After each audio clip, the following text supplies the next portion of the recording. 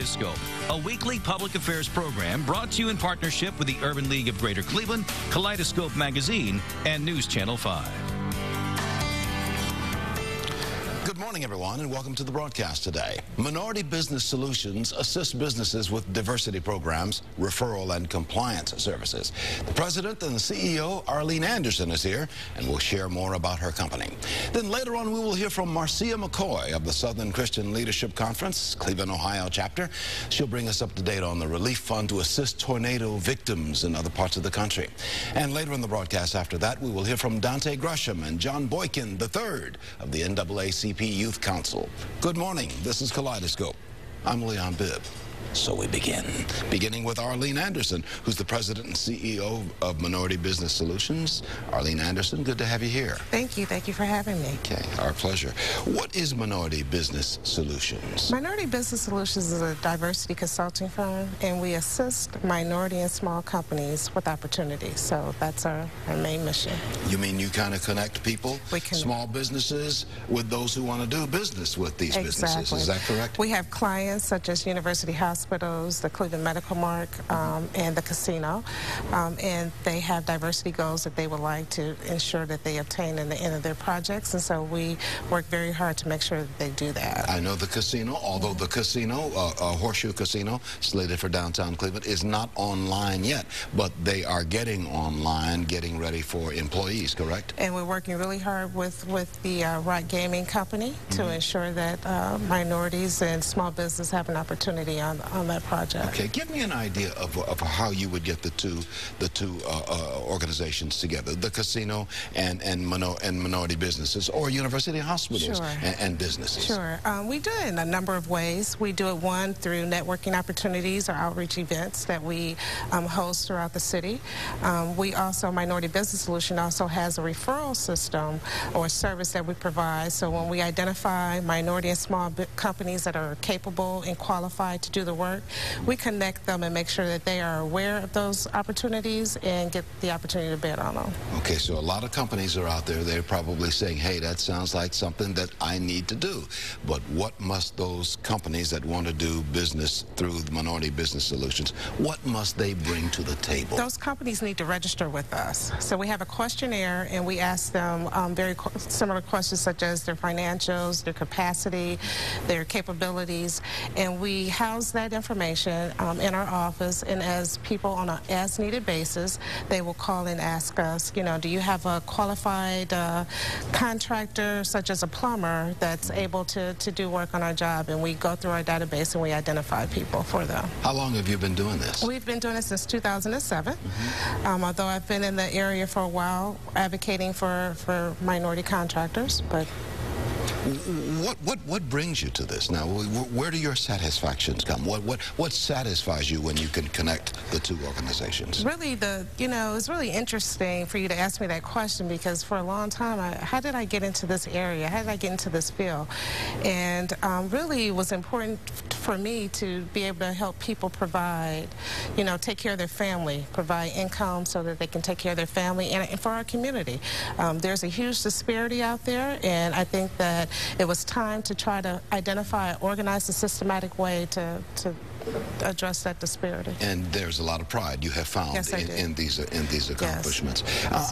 I'm wondering, do organizations ever call you and say, well, we want to go into business, and can you help me get into business? You don't help them get into business. You just help them connect once they are in business. Well, we do some business development, but we have partners that we work with as well. So we will help people with their articles. We'll do certifications. So oftentimes, if it's a public project, they may need to get their certification with the city or with the county.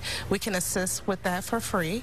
And from that point, if there's additional services that they need, then we try to work with other area organizations to ensure that they get service. These additional services, is there a cost on those? Oh, yes, they are. Because really the whole principle of Minority Business Solutions is to try to circulate dollars within our community. And so we identify professional accountants, attorneys, insurance experienced people, to make sure that those small businesses have someone they can go to that are sensitive to their needs, really.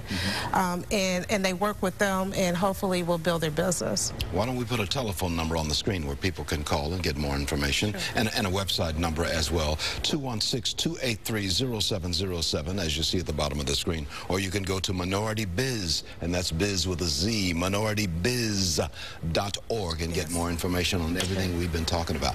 Is this the first step, by calling this number or going to this website? That is the first step. And then what happens once that first step is taken? And we will set up an appointment with the individual, go through our process, have them to fill out the questionnaire. They get in our database, and they get weekly emails of information and bid opportunities and outreach events. So really, we're trying to facilitate the growth of smaller companies in the area. Give me an idea of some of the companies that you deal with. I know we've talked about the casino. It's not yet online, but you're working with the casino. That's what are some of the other companies you work with? We also work with the Cleveland Convention and Medical Mark, University Hospitals, and we also have a project, St. Luke's project, that's on 116th and Shaker Square. Shaker Boulevard. They're also working to do a rehab building over there. So you work with some organizations that have big shoulders. We do. I mean, they've got big shoulders, so there's business to be done. That's correct. And dollars to be made with minority businesses that may want to hook up with some of these companies with the big shoulders. Our region is picking up, and in order for us to be successful as a region, everyone needs to be included. And Minority Business Solutions is there to help make sure that minorities and small companies and female-owned companies get the opportunities. All of those kinds of companies. Yes. Okay.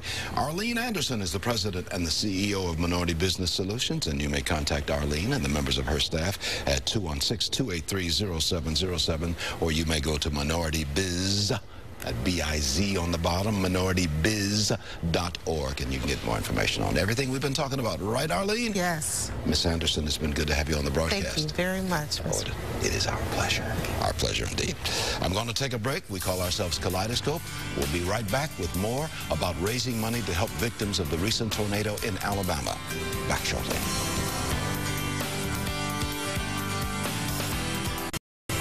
Good to have you with us on Kaleidoscope again today. The Southern Christian Leadership Conference, Cleveland, Ohio chapter, has established a relief fund to help victims of the recent tornado in Alabama. Executive Board member Marcia McAbee will update us and explain how you can help in this cause. Good to have you with us, Marcia McAbee. I'm glad to be here, Leon. Thank you. Good to have you with us. Things are going well with the SCLC, the Southern Christian Leadership Conference? Things are going wonderful with us. I know after that a tornado swept through Tuscaloosa, Alabama, the Southern Christian Leadership Conference got very much involved in that. Give me your thoughts on that. On April 27th is when we heard of the devastation in Alabama. Reverend Cavaness put a call out to a lot of the ministers. Reverend E.T. Cavaness. Yeah, Reverend Dr. E. Theophilus Cavaness, who's president and CEO of the Southern Christian Leadership Conference here in the city of Cleveland, put a call out to many of the ministers. Knowing that this happened on April 27th, on May the 1st, he expeditiously wanted to get engaged in how we could be a part of that and other churches, because many Ohioans came from Alabama, and so he wanted to definitely there is a strong tie to Cleveland and the state of Alabama. So you're raising money now to help the victims of the tornado which swept through that part of the country. That's correct. And contributions can be made at any Huntington bank. What he did was set up an SCLC Alabama Tornado Relief Fund. And so he called different congregations, different faiths, different beliefs. We came together on May 1st, which was the first Sunday. Right. And a few of the ministers were a little hesitant, but then they found out how important this was. And a lot of their congregations are from Alabama, so that's what we set up. Is there a specific organization in Tuscaloosa that is set up to handle this money? Actually, not only is there a certain organization, we found actual people, individuals, that we are definitely going to go and give them some of the relief fund, you know, because none of it is going towards administration or anything. Nothing at all. Everything will go to every help. single solitary thing will go to individuals that were affected. And handled through the Southern Christian Leadership Conference. Absolutely. Which is a well-known civil rights organization, been around for many decades. That's correct. Many decades, and there's a Cleveland, Ohio chapter. What's going on? So how can Clevelanders help? I mean, we obviously can send some money. Absolutely, and that's what we're asking for you. I'm glad you asked that. Any Huntington Bank can go in and ask for the SCLC Alabama Tornado Relief Fund and contribute to that fund.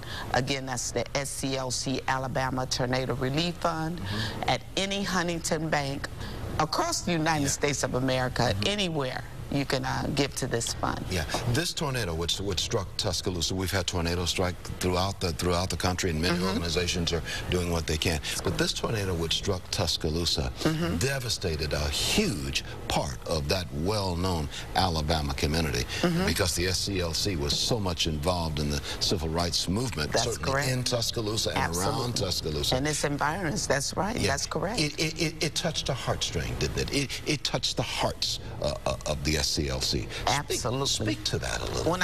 When you say that, me myself, I'm from Alabama. I was born in Montgomery, Alabama. But when we heard of the devastation there, the 142 individuals and children and people that were definitely affected, that lost everything and lost their lives, he immediately, Reverend Dr. Cabanis immediately felt the effect and the impact because of people in his congregation as well. So there was no problem with calling people together and doing that. Because it is not in the news on a daily basis. We don't see the network news pictures anymore because there's so many other things have happened since then. But still, that devastation is there, and there's still people in Tuscaloosa, Alabama, trying to eke out a living and get their lives back to normal if they can. Absolutely. Let me just say to you, on that particular day on May 1st, when we called that, remember, someone was captured on that day, so the media that we did, the little coverage we got, was overshadowed by that. By international events. Absolutely. Osama bin Laden was in the news and all of that. So, but still, those people have to deal with the everyday living and their conditions and that devastation. Well, what kind of money do you think we need down there? I know we need millions and millions of dollars. Is there anybody who's kind of coordinating an overall figure on the amount of devastation? Well, when we heard about the death tolls and when we heard about what Red Cross, we know they can't reach everyone. Reverend Cabanis said that we need to definitely hone in on those we can reach. So the amount would be whatever we get, we know that we're going to have a great impact on families that were affected there. I remember seeing in one of the network newscasts on ABC, one of the survivors was saying he went down into his basement when he felt that tornado was coming. Went down with his family in the basement, and when the tornado had blown through, he went upstairs to go to the first floor, but there was no first floor. All that was left was the basement where he and his family had survived. Absolutely. Yeah, so they're trying to rebuild their lives. Well, yeah, absolutely. Let me just say that when people take supplies, they have to understand that the people that lost their homes have nowhere to store these supplies. So we definitely want to have a great impact by sending monetary. And money will help. Money will definitely help at this point. There's a phone number that you can call for more information. By the way, it is 216-374-0913. You see at the bottom of the screen. Or you can go to sclccleveland.org, sclccleveland.org. That's for the Southern Christian Leadership Conference, the Cleveland, Ohio chapter. And money can be donated, says Marcia McCoy, to any Huntington Bank branch. Simply tell them you want to donate to the Alabama Tornado Relief Fund run by the SCLC. That's correct. Any Huntington Bank Any branch. Huntington Bank. Okay. Many thanks, Marcia McCoy, for being on the broadcast. And thank you so much for having us, Leon. We pray for the people in Tuscaloosa and throughout the world who have lost their homes, and some of them have lost family members as a result. Absolutely. Thank you, Marcia. Thank you. I'm going to take a break. This is Kaleidoscope. I'll be right back after these words, especially for you.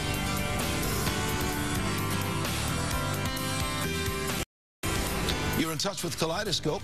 Good to have you with us today. Dante Gresham and John Boykin III are members of the Cleveland chapter of the NAACP Youth Council, and they will share information about the role of young people and the NAACP and what's called the ACSO program. And we're going to talk a little bit about that.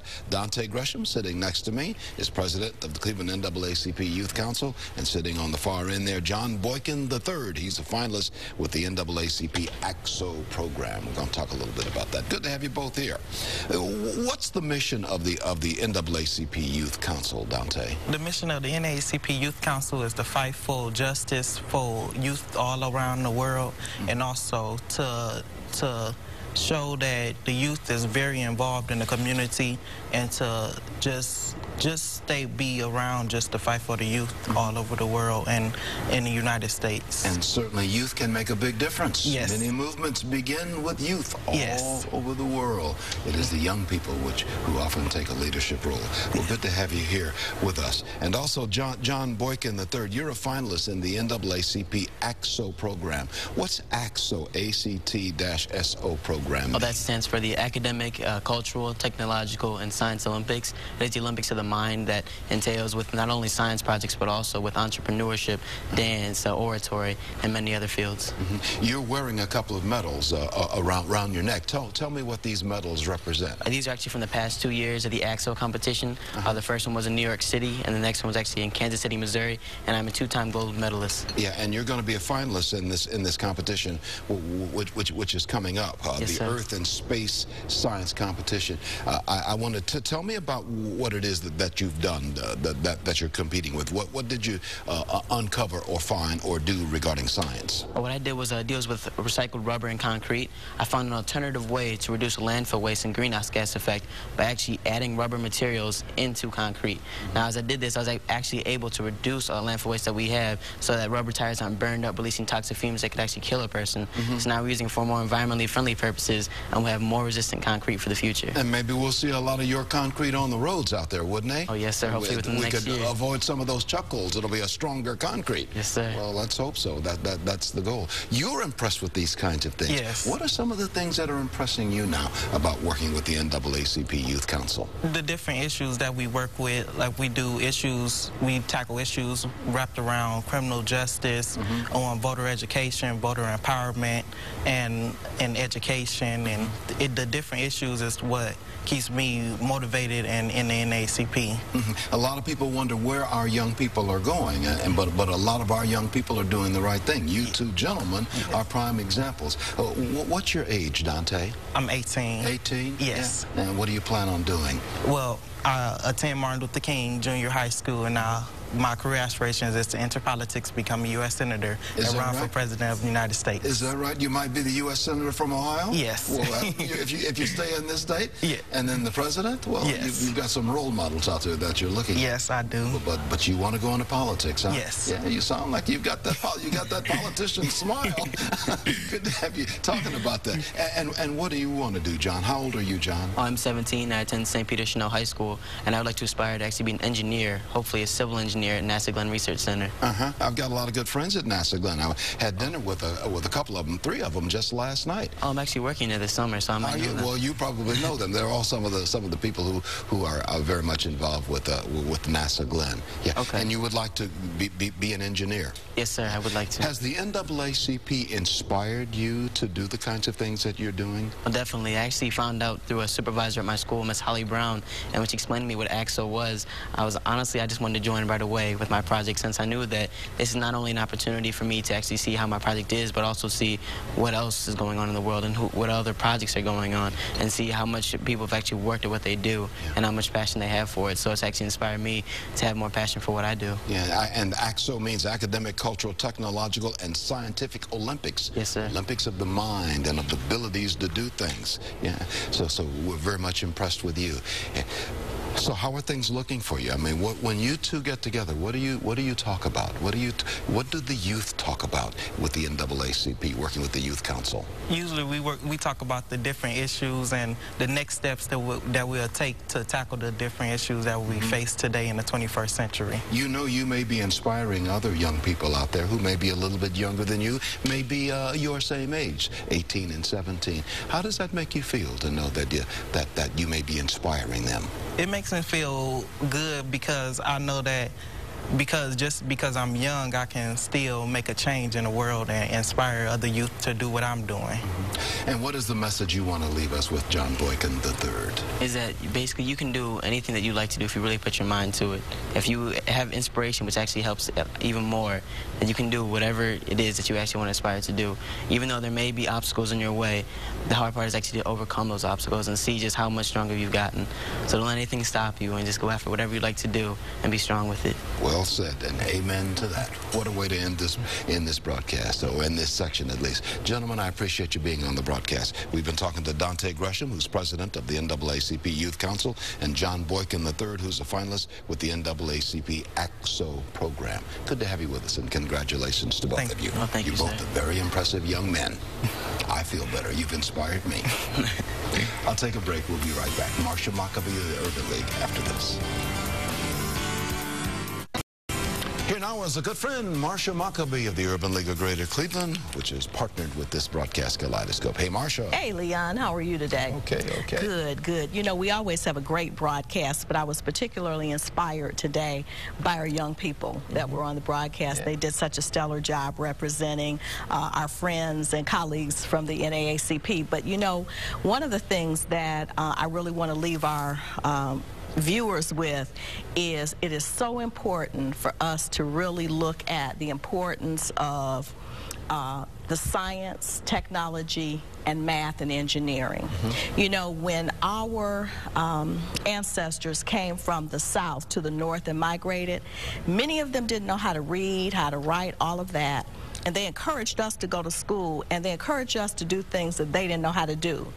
We're back in that scenario again. Many of us didn't have the strong science and technology and engineering backgrounds. We've got to be ready, though, to propel our young people and encourage them to go forward in those arenas, because that's where the jobs are going to be, and that's what's going to help to make the United States, or retain the United States, as a world leader. And these youngsters have got to get into those